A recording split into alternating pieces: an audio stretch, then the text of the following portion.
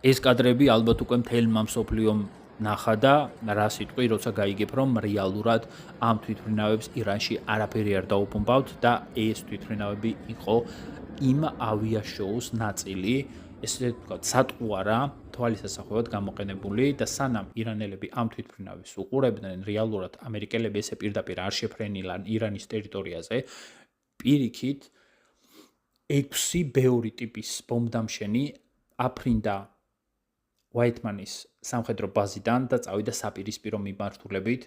კალიფორნიასთან შეივსო საწვავით ჰაერშივე, შემდეგ ჰავაის კუნძულებზე შეავსეს მეორედ, საერთო ჯამში მათ 37 საათი იფრინეს.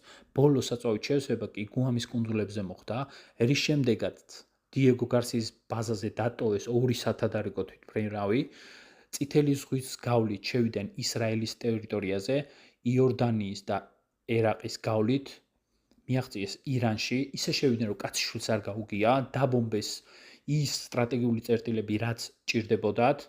პარალელურად კი ტამაგავკის ტიპის რაკეტებით წყალქვეშა ნავები ეხმარებოდათ მათ და ისე ჩაატარეს ეს ოპერაცია და ისე გამოვიდნენ, რომ განგაში სიგნალის არ ჩართულა.